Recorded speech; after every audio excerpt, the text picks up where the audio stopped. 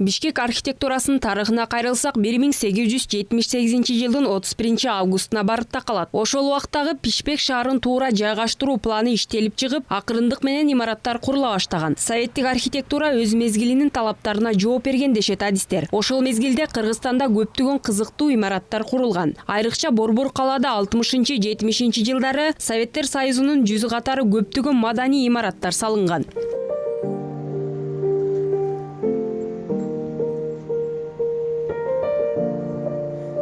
В советское время очень сильное влияние было.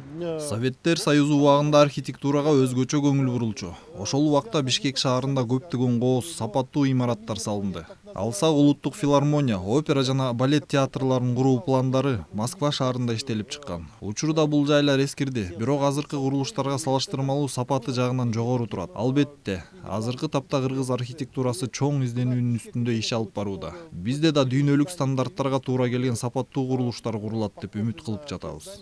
Учурда Борбор калаада соода жана оюн зоок борборлору, кинотеатрлар, ал тургай турак жайлар жетиштүү деңгээлде. Бишкек шаары анын айрым тургундары сыяктуу эле маданиятын жана руханийлигин жоготуп бараткандай. Шаардыктардын айтымында учурда акылдын жана каражаттын жоктугунан жашоонун оңой жолуна ыктап баратабыз. Кала жамачыдан куралгандай үзүк-үзүк болуп салынып жатат.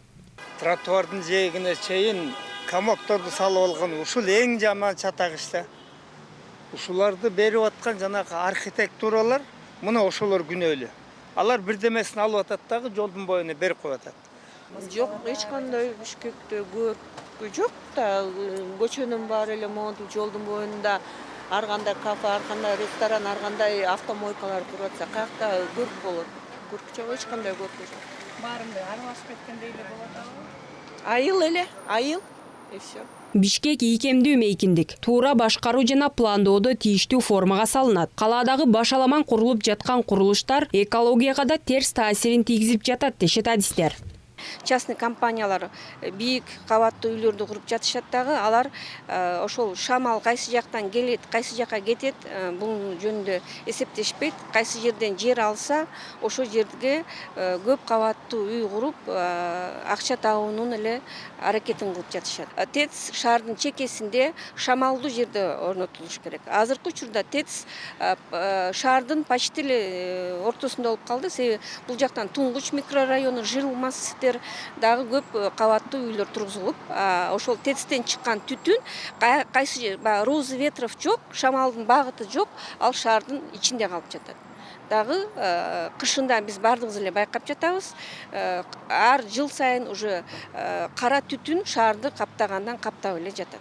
Бирок азыркы тапта шаардын өнүгүү концепциясын ишке ашырууга убакыт келди. Адистердин айтымында акыркы убакта көп сөз болуп жаткан кварталдык пландоо да жакшы чечим эмес. Анткени шаар бирдиктүү организм, анын клеткалары өз алдынча жашай албайт. Бирдиктүү бардык талаптарга жооп берген имаратты салуу үчүн мамлекет кызыктар болуп көбүрөөк көңүл бурууга тийиш.